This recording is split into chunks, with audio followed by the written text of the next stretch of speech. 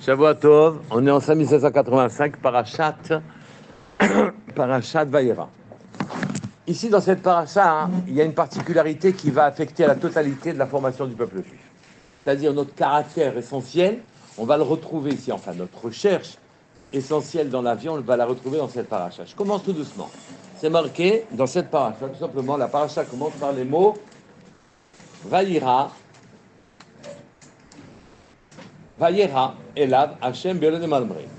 Hashem est apparu à Abraham dans les plaines de Mamré. Peu importe les plaines de Mamré, il y a beaucoup de rachats à faire dessus, mais est apparu. Qui est apparu? Hashem. Hashem Yud Kevavke. Souvenez-vous de.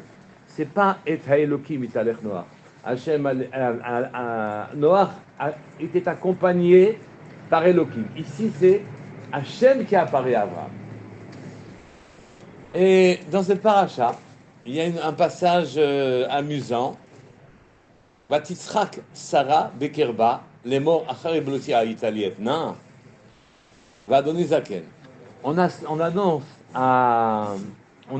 à Sarah les malachim, les trois malachim qui sont venus à la suite de la Mila de Abraham Avinu. Les trois malachim sont venus, ils ont fait des annonces, d'accord? Et un des malachim est venu annoncer à Sarah qu'elle aurait un enfant. À Sarah, car Abraham savait déjà qu'il aurait une descendance. Dans la fin de la paracha précédente, c'est Hachem lui-même qui a prévenu Abraham. Cette fois-ci, c'est un des malachim qui prévient Sarah.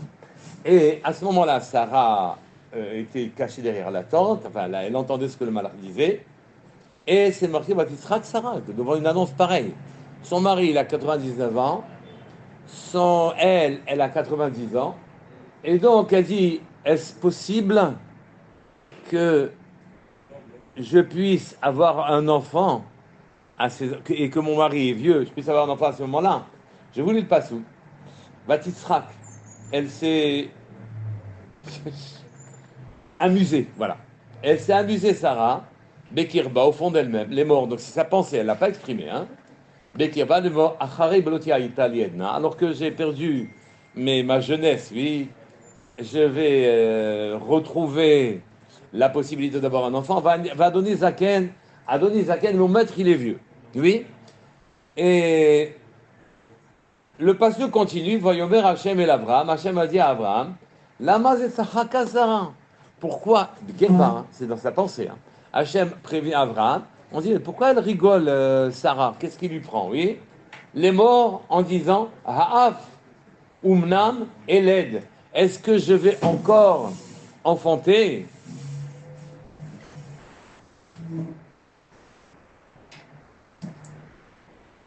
Oui. Est-ce que je vais encore enfanter? Oui. Va'ani Zakanti. Et Sarah a pensé, moi, Zakanti, je suis vieille. Et on voit que Akadosh Baruch Hu a occulté le passage où il dit Va'adoni Zaken. Et mon maître est âgé. De qui parlons-nous a priori? D'Abraham. Moi, je suis âgé, mon maître est âgé. Qu'est-ce que c'est cette histoire qu'on ait un enfant? Aïe, pas les Hachem d'abord. Est-ce qu'Hachem, il a quelque chose d'impossible? Je voudrais analyser cette situation. Nous, le peuple juif, on vient d'un autre monde. D'un autre monde. Oui. Et je voudrais aborder ce problème avec une question que Tournus Rufus a posée à Rabbi Akiva.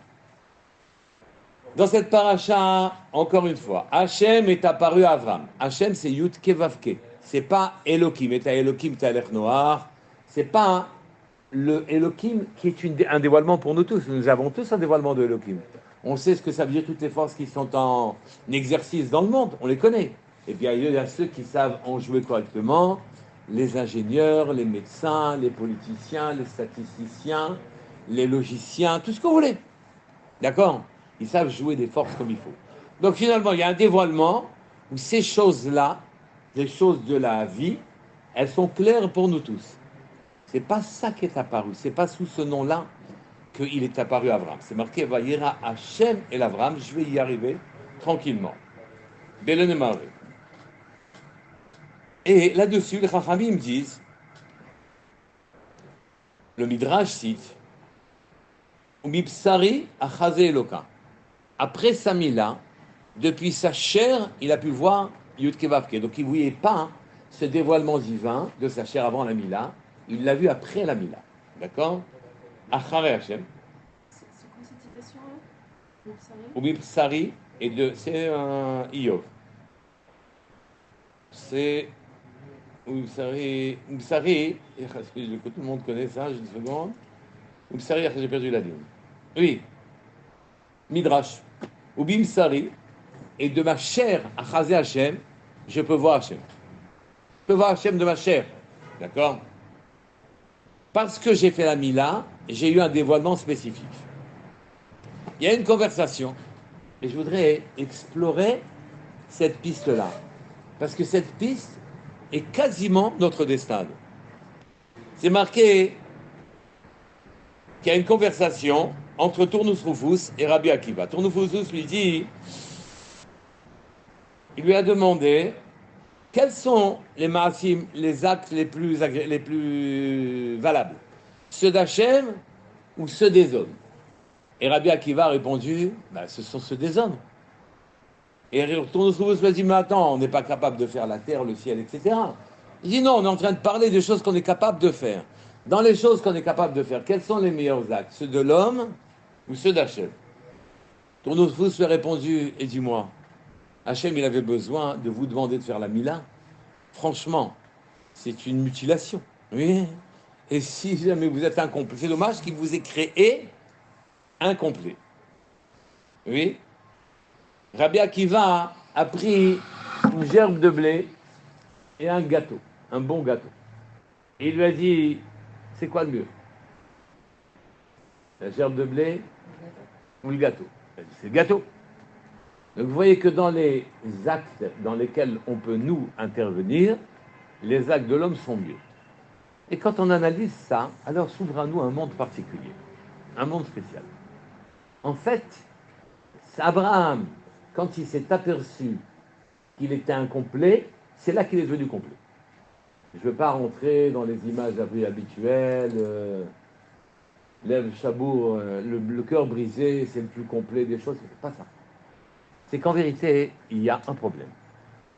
Les goyim et nous ne voyons pas le monde de la même manière. Pourquoi? Parce que les goyim se limitent à olamazé, les choses qu'ils ont devant eux. Et se limitant aux choses qu'ils ont devant eux, ils disent que le monde est parfait, il n'y a rien à faire. Et alors à ce moment-là, vous avez des courants qui disent, attendez, si jamais la couche d'ozone fait je ne sais pas quoi, alors c'est grave. Si jamais les océans y montent, c'est grave, parce qu'il n'y a qu'une... Et le slogan, il n'y a qu'une Terre, il n'y a qu'une planète. Et c'est faux. Il y a plusieurs terres, il y a plusieurs planètes, il y a plusieurs âmes, il y a plusieurs Gilgulim. Et donc, le monde que vivent les goyim et le monde qu'on vit nous, c'est pas le même monde. Et eux, ils sont marqués profondément par l'idée que bon, la terre est là, donc elle est parfaite, ce qu'on a devant nous. C'est ça qu'il faut. Et donc, ils peuvent lutter très durement pour pouvoir garder le bout de terrain, le placard qu'ils ont à Paris, etc., comme étant le nec plus ultra, on ne fait pas mieux que ça. Ça, ce n'est pas notre avis à nous. Et comment on accède à une autre dimension? On accède à une autre dimension en prenant conscience que ce monde-ci est imparfait et demande la perfection. Donc à ce moment-là, on ne met pas toute notre ambition dans réussir dans ce monde-ci. On ne la met pas là-dedans. On dit au contraire qu'Akadosh Baruch Hu nous a laissé conscience pour qu'on soit associé à lui, pour qu'on purifie ce monde-ci, qui est loin d'être dans son aboutissement. Alors à ce moment-là, on a des choses à faire. Et que c'est vraiment pas ce que pensent les goyim d'une manière générale. Les goyim ont 7 mitzvot quand même. Il ne faut quand même pas détruire la terre, c'est la vérité. C'est-à-dire pas d'adultère, pas de vol, pas de meurtre, etc. Et donc ils donnent une valorisation un peu limitée aussi à la terre, hein, parce qu'on peut tuer, on peut voler, etc. Donc on a des gestes qui ont des conséquences, oui, comme si on ne peut pas dire que nous n'avons aucune conséquence dans nos gestes. Mais les conséquences négatives, les goyim s'en sont protégés.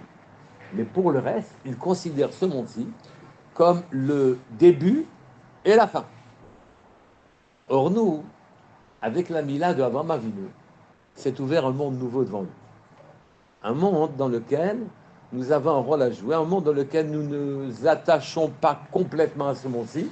si ce n'est comme un moyen, un kéli, de faire notre travail sur Terre. Nous avons besoin, quand on fait un travail, on a besoin d'instruments, on a besoin d'un décor, un sol pour poser les pieds, un ciel, de l'air, etc. On a besoin d'autre chose, on a besoin de kavod, on a besoin d'argent, on a besoin de plaisir, on a besoin de tranquillité, on a besoin de repos, etc. On a besoin de toutes ces choses-là. On ne nie pas du tout. Mais ce monde-ci n'est pas le nec plus ultra, c'est pas le bout de tout, l'aboutissement de tout. Au contraire, c'est le début. Le goy n'entend pas les choses de cette forme-là. Et c'est normal. Dans sa dimension à lui, le monde est parfait, et s'il n'était pas parfait, il n'aurait pas été créé ainsi. Oui, nous, non, le monde est le point de départ de notre travail, et dans ce point de travail, j'ai quelque chose à faire. D'ailleurs, pour vous dire un petit peu les choses telles qu'elles me sont venues, je vais vous dire les choses telles que raconte Rami, mais d'une autre manière. Nous avons 3 pères. Entendez Abraham, Yitzhak et Yaakov.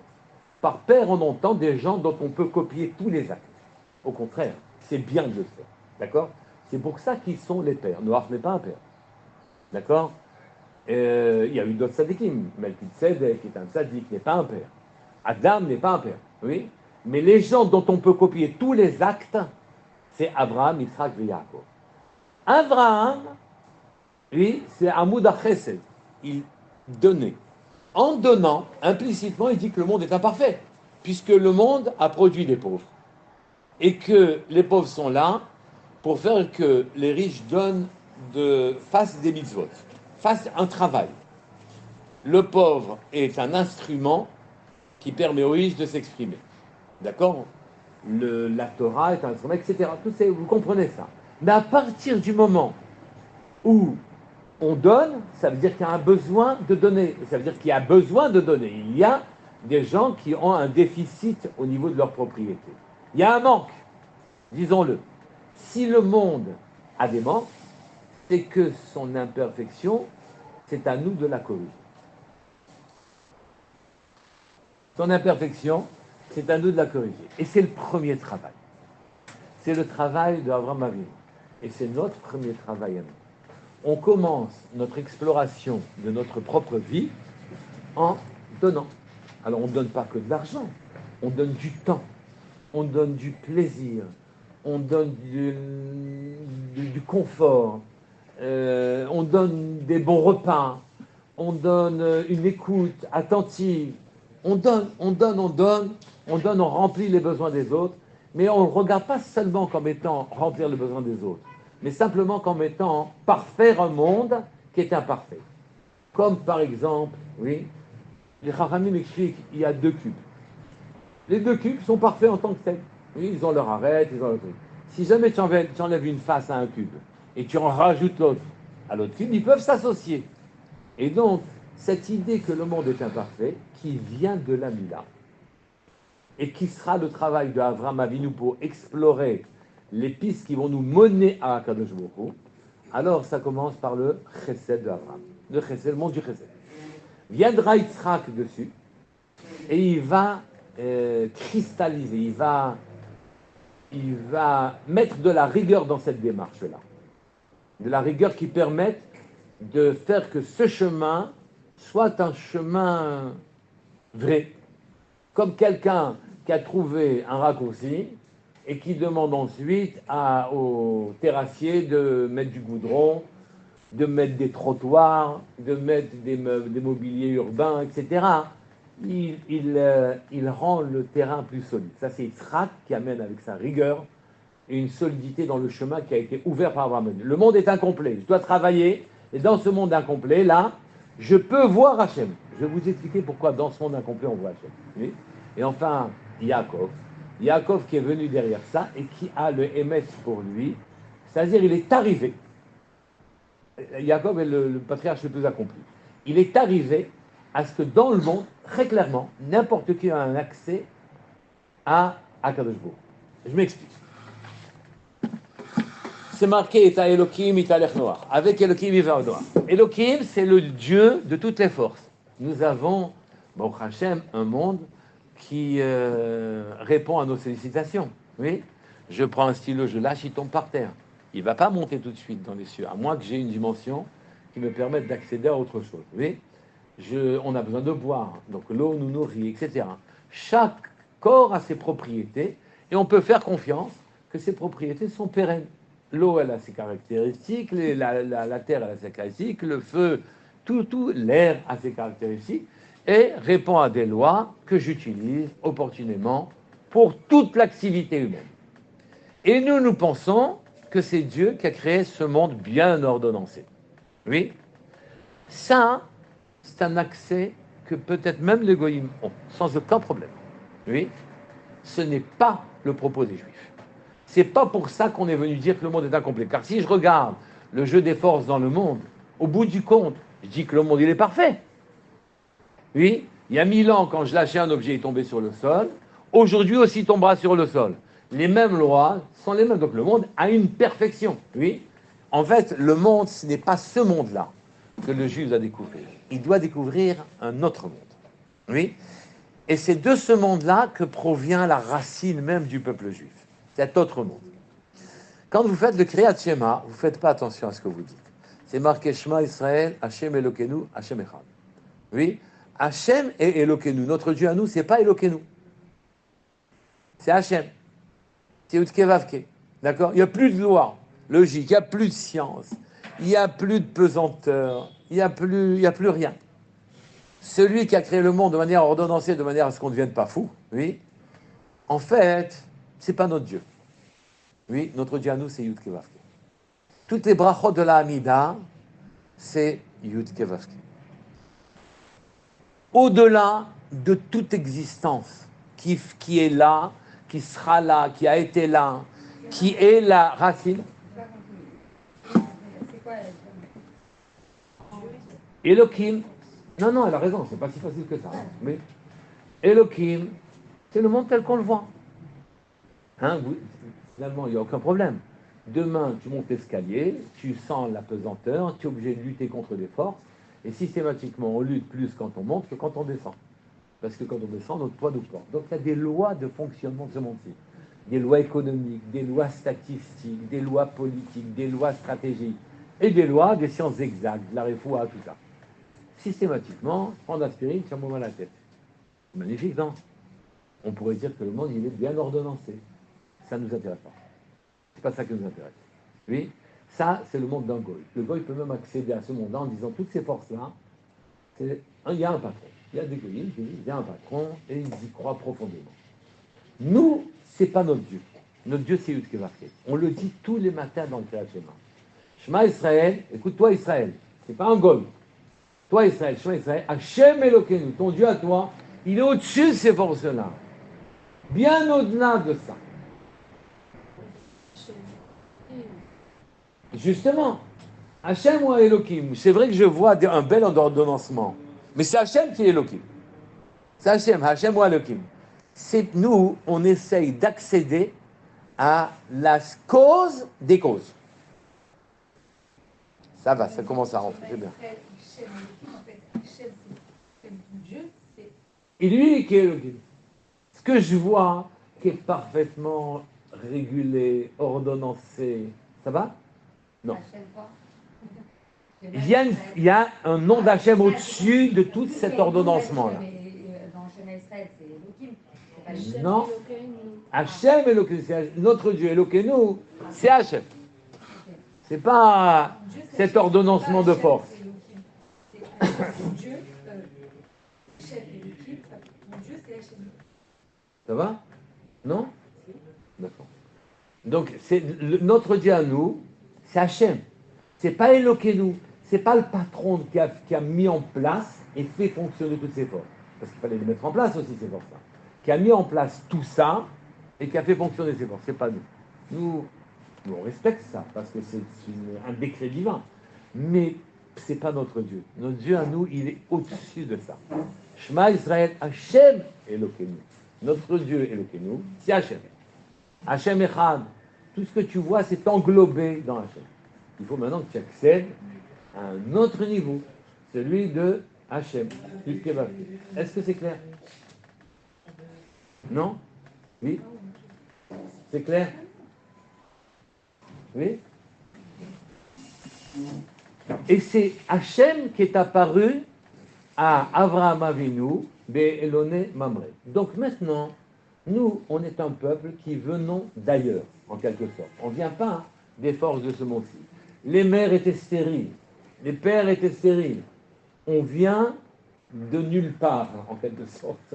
On vient de Aïn, mais Aïn, pas du néant, parce que Aïn, quand on dit le monde a été créé Yesh Aïn, du néant. Aïn, c'est qui veut dire rien. En vérité, n'est pas le néant, c'est que je ne suis pas capable de voir ce qui se passe là-bas. Mais dans cet endroit-là, c'est là notre provenance. Et c'est là-bas qu'on doit arriver. Donc on doit s'efforcer dans le courant de notre vie sur Terre, d'utiliser de manière intelligente, opportune, au bon moment, toutes les forces comme ça, pour nous propulser dans une autre compréhension, la cause des causes. Il y a des gens qui l'ont fait. Je vous cite, je ne vais pas vous citer toujours l'histoire de Baba Salé, qui couvre sa bouteille, et la bouteille elle est dans un autre monde. Oui, et donc elle ne s'arrête pas de couler. Elle ne s'arrête pas. C'est Hachem. Hein? La force d'Hachem. Oui, c'est plus Elohim. Parce que Elohim, c'est régulé. On sait combien la bouteille contient. Elle ne peut pas en donner plus que ce qu'elle contient. Oui, mais quand tu accèdes à un autre monde, alors à partir de ce moment-là, c'est le rôle des Juifs. Dans les Shmoné Esrei, les 18 brachot, il n'y a plus de Elohim dedans. Il n'y a plus d'Elohim. Pourquoi il y a plus d'éloquence? Il faut qu'on passe au-dessus. Il faut qu'on croie au miracle. C'est ça la normalité. L'équipe, c'est pas les mêmes. Est-ce qu'on est d'accord que Elohim, Elohim c'est Hateva. Hateva veut dire la nature, c'est la même gvantria que Elohim. Oui. Est-ce qu'on est d'accord pour dire que Hachem, dans le monde de Hachem, qui est un monde différent pour les... Le monde de miracles. Le monde des miracles, le monde de la... Mais le miracle est normal, pas le monde des miracles, c'est miraculeux. C'est normal. Est-ce Oui. qu'il inclut en lui le Elohim? Évidemment, Hachem, le deuxième phrase de Shema Israël, Hachem Elokeinu, c'est lui qui est notre Dieu. Hachem Echad, c'est marqué, c'est la deuxième proposition. Juste ça. Est-ce que le niveau de Hachem, Oui. qui inclut Elohim, Oui. c'est un niveau supérieur, Oui. que même beaucoup de juifs peuvent ne pas atteindre aussi? Oui, mais c'est dommage. Oui. Et puis, dans le cours de notre existence, on n'est pas obligé de l'atteindre en permanence. Il y a des moments où il y a des miracles. Alors, il ne faut pas croire que le miracle est miraculeux, est exceptionnel. Le miracle, pour nous, c'est normal. Notre provenance, notre racine, elle est dans le miracle. Il n'y a pas lieu de remarquer, mais ça fait partie des miracles, des choses normales du peuple juif. Les mères étaient stériles. Il les a fait naître stériles. Est-ce que c'est ça le caractère? Vous avez dit notre caractère essentiel va se trouver dans ces penchages. C'est ça ce caractère essentiel? Oui. Oui. On n'est pas là pour être des ingénieurs qui, habilement, comprenons parfaitement que c'est Hachem qui a mis un ordonnancement parfait. On n'est pas là pour être des médecins. On n'est pas là pour être... On doit être médecin. On doit respecter tout ça. Hein, je pas dit ça. Mais on doit envisager une autre dimension. C'est celle-là, quand on dit que Hachem est apparu à Abraham, oui, après la Mila, c'est cette dimension qui est apparue à Abraham. Abraham a amené sur terre cette dimension. Elle commence à venir sur terre par un don de soi. Ça veut dire, ce monde-ci, il est incomplet, donc il y a quelque chose à faire. Et donc je donne. C'est Abraham qui a compris. Oui. Hachem était déjà là avant, mais il était pas Hachem, il a toujours été là. Et il faisait des miracles sûrement. Peut-être que les hommes ne les voyaient pas.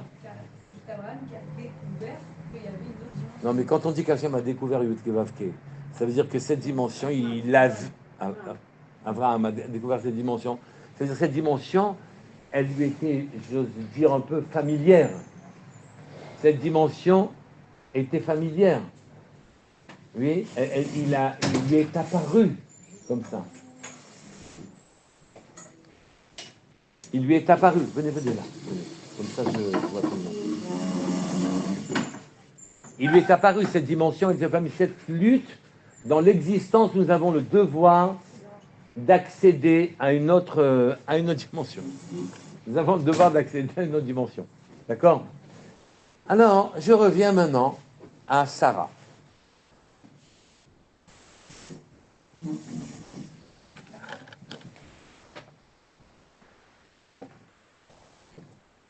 Je reviens maintenant à Sarah. C'est marqué Vatitzrak Sarah Bekirba. Sarah, quand on lui a annoncé qu'elle allait enfanter à 90 ans, alors que naturellement, c'était impossible, alors Vatitzrak Sarah, elle s'est esclaffée. Oui, j'arrive à esclaffée. Allez. Elle s'est étonnée, oui. Et Akash Baruch Hu lui a reproché. Et elle a dit, mais moi, je suis vieille, et mon maître va Adoni Zaken. Oui. Rachi vient là-dessus et dit, elle a dit, je suis vieille, et mon maître est vieux. Et Rachi dit, mais Akadosh Baruch Hu, quand il s'est plaint de l'attitude de Sarah, il n'a pas répété, mon maître est vieux. Oui. Il n'a pas répété. Il a fait une fausse citation. Rachid dit, pour son baït, on ne peut pas dire que la femme a dit de son mari qu'il est vieux. Ça fait des histoires à la maison. Donc, il n'a pas répété. Vient là-dessus un tzaddik né Issasra, qui était le neveu de Rabbi Elimelech Nuiz, Dolim incroyable, et qui cite le Maharal de Prague, donc vraiment du beau monde, hein, et qui dit, je vais vous expliquer. En vérité, ce n'est pas vrai qu'Hachem a changé la citation. Hachem n'a pas changé la citation. La citation, elle n'a pas parlé, ce qu'elle avait dans le cœur, Sarah. Quand elle a dit, je suis vieille et mon maître est vieux. Ve'adoni, c'est pas Ve'adoni qui est mon maître, qui est Abraham, c'est Ve'ado, plus loin, Naï.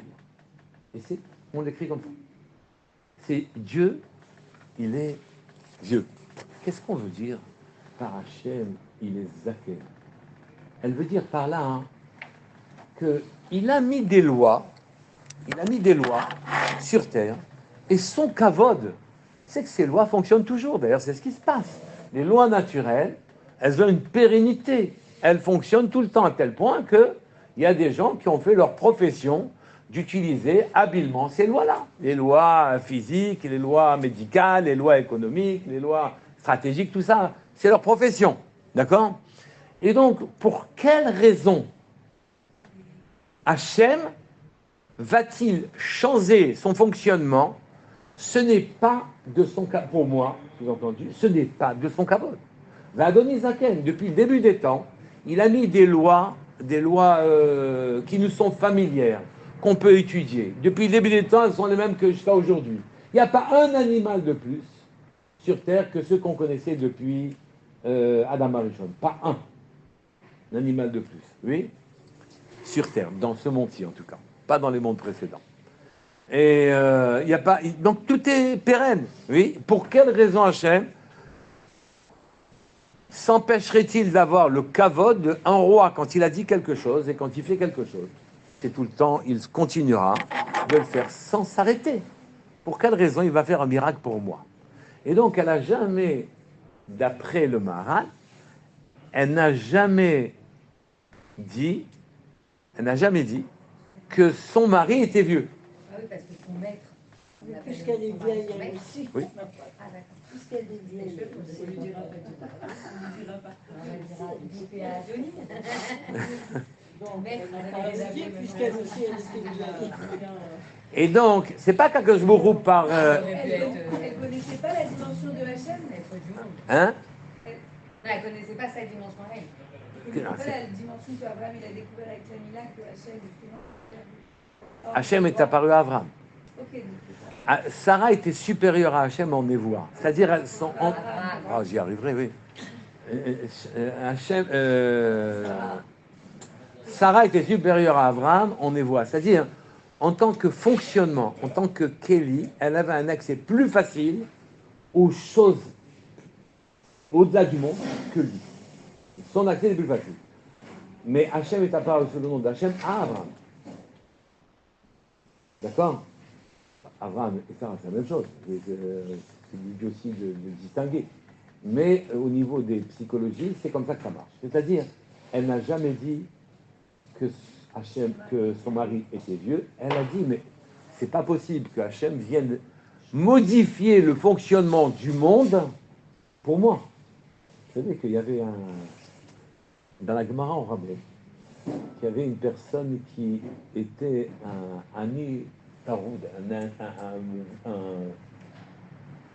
pauvre, mais il n'avait rien à manger, du début jusqu'à la fin de la semaine. Et un jour, je sais ce qui s'est passé, et il en a eu marre.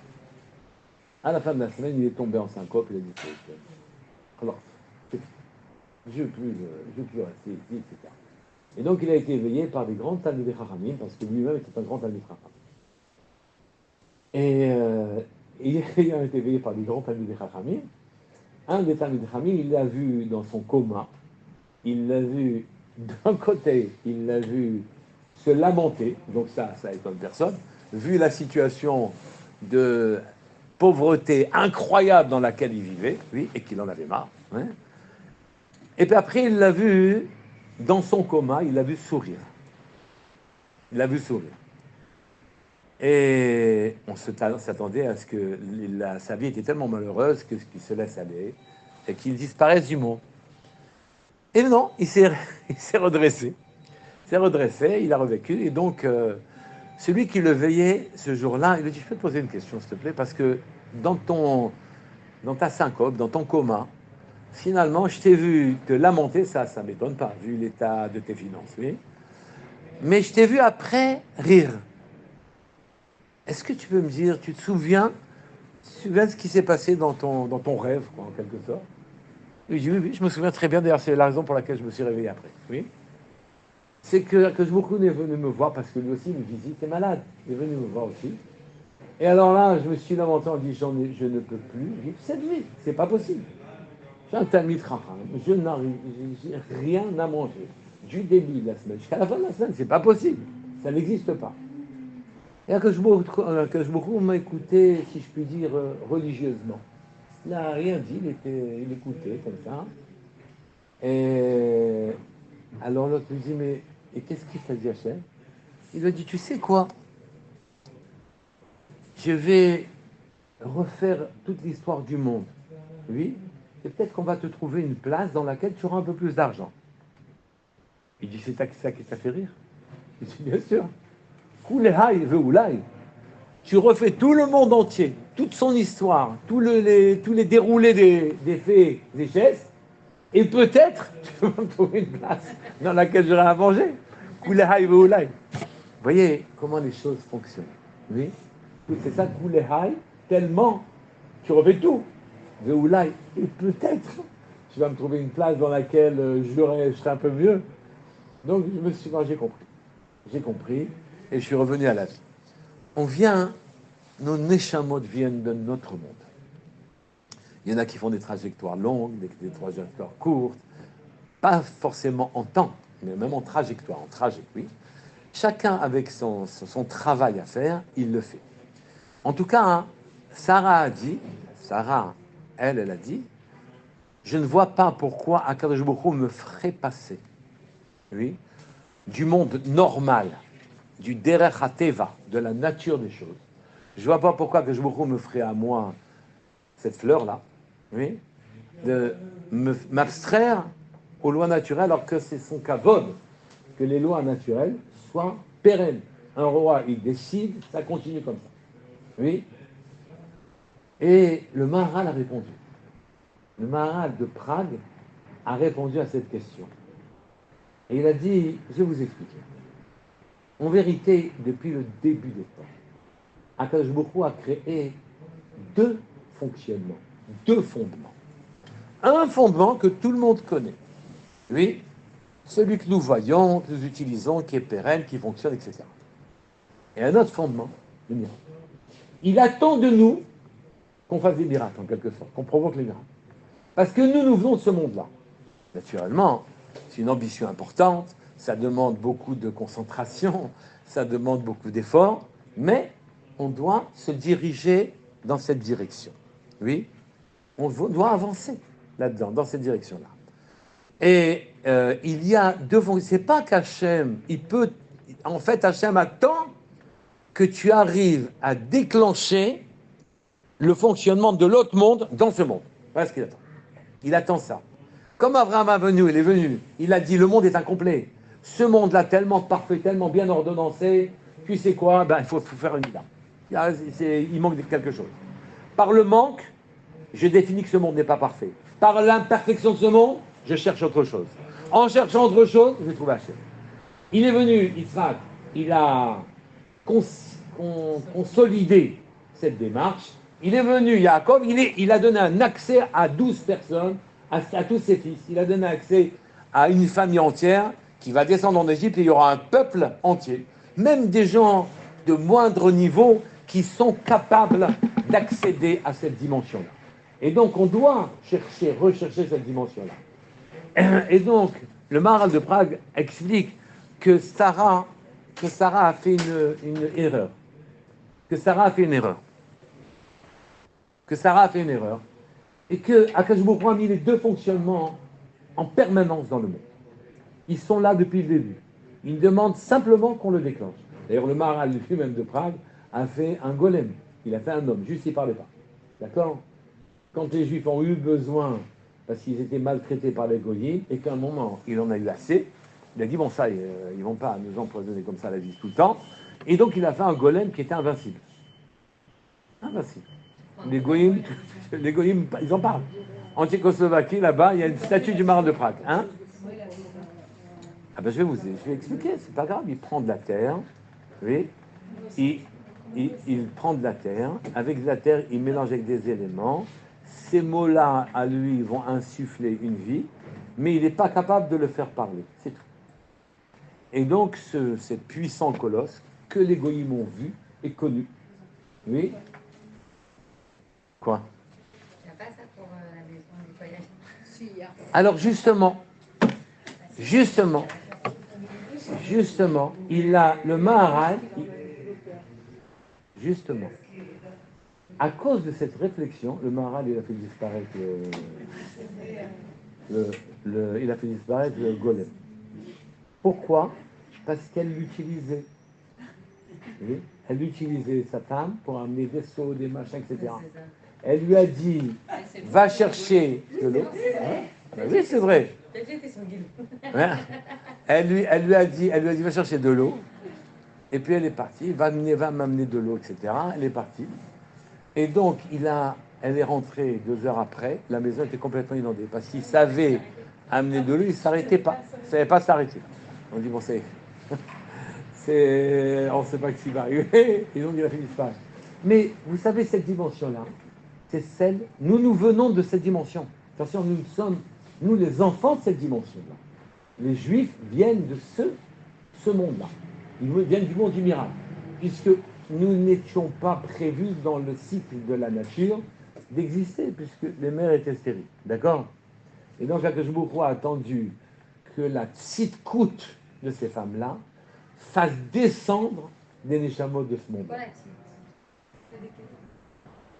La grandeur de ces femmes-là, et de leur mari, fasse descendre ces neshamot-là.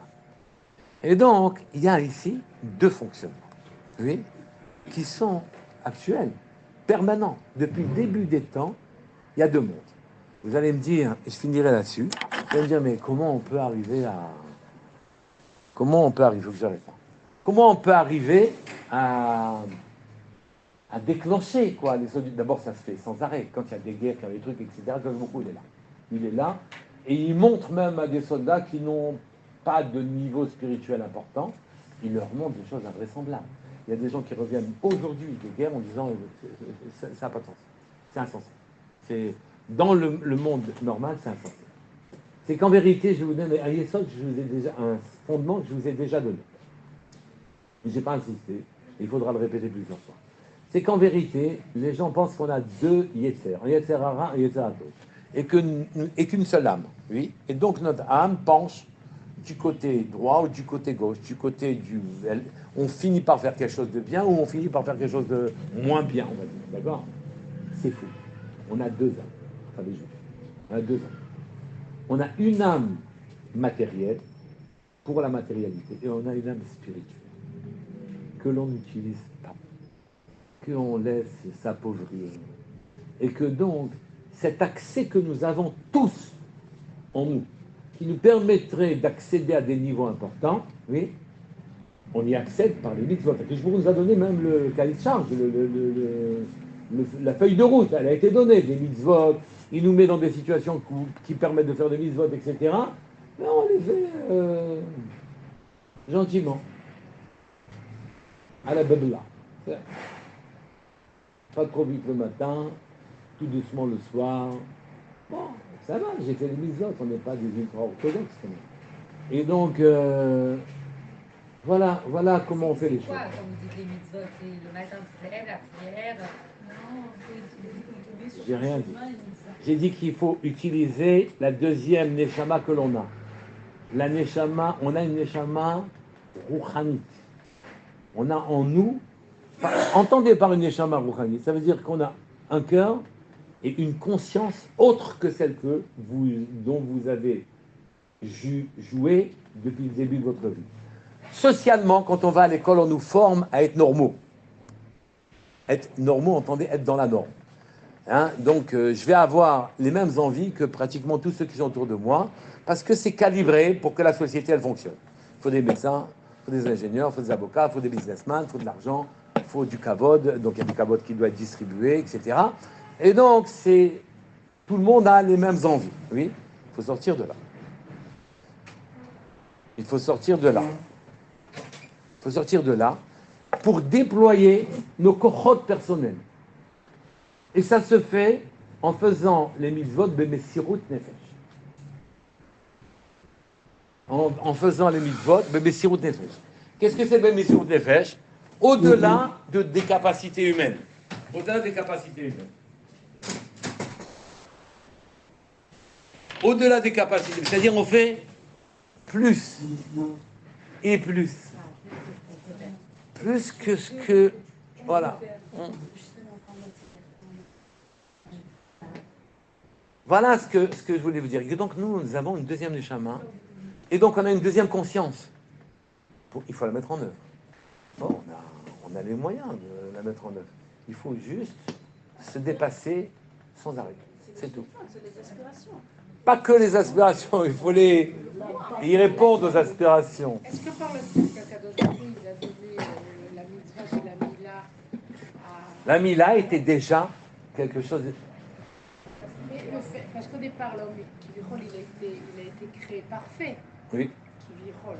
Non, il était créé parfait dans le cycle naturel. Dans le cycle naturel, voilà, c'est ça. Dans le cycle naturel, il a été créé parfait. Après, par la suite, Hachem lui a demandé de l'imol tatsimo, donc de se circoncire. Oui. Et donc, c'est Hachem qui a provoqué l'homme en l'homme de rechercher cette shlemut. C'est-à-dire deux choses. Il a compris l'homme que ce monde-ci n'était pas le sommet de ce qu'il devait faire, et implicitement, il a ouvert la route à une recherche réelle. Donc la Mila, c'est le début d'une démarche spirituelle, d'un cheminement spirituel que tout le monde doit avoir. Et après, on retombe malheureusement. Qui peut être représenté par un manque, parce que c'est un manque. Tant que je considère que ce monde-ci est parfait, j'ai rien à faire. J'ai plus rien à faire. J'ai qu'à profiter de ce monde-ci. Je ne recherche pas la deuxième dimension dans ce cas-là. Hein? Dans ce cas-là, je ne chercherai pas la deuxième dimension. Oui. Je cherche la deuxième dimension pour compléter ce manque en fait qui a été... Ce manque m'ouvre à la recherche d'une deuxième dimension. Et c'est pour ça que le peuple juif, c'est celui qui est celui-là. Donc on ne doit pas se limiter. Chez Sarah, ça aurait été ce manque, ça aurait été le fait qu'elle n'ait pas eu d'enfant. Sarah, elle était déjà ouverte à ce type de recherche. Elle s'est trompée en pensant qu'il allait mettre une nouvelle chose dans le monde. Il y a une humilité là-dedans. En disant, Akadosh Baruch Hu, c'est un zaken. Il a son kavod. Et donc, il ne va pas changer pour moi les lois de la nature. C'est une dimension d'humilité. Changer, mais pas pour moi. Oui. Vient le Maharal, dit, oui, non, mais elle a une erreur quand même. Elle dit, c'est quoi l'erreur de Sarah? c'est que, c'est quoi l'erreur de Sarah? C'est que elle pense que c'est pas du kavod d'Hachem de venir modifier les lois de la nature. Elle pense ça. Ça, c'est faux. Elle se met à sa place. Et ça, c'est faux. Car il avait depuis le début, C'est déjà changé. il a prévu les deux fonctionnements. On a deux neshamot. On n'a pas une neshama. Et si vous voulez, maintenant, j'ai changé. Elle vient de dire tout à l'heure, deux Neshamot, oui. Oui, mais juste la notion d'avant. C'est la Neshama Etera de Shabbat dont on C'est ça parle. qu'on disait. Ouais. Mais c'est pas que ça, c'est que nous avons naturellement tout le temps deux neshamot. Ah oui, d'accord, ok, ok, ok. On a tout le temps deux neshamot. On reparlera de ça, Bezat Hashem.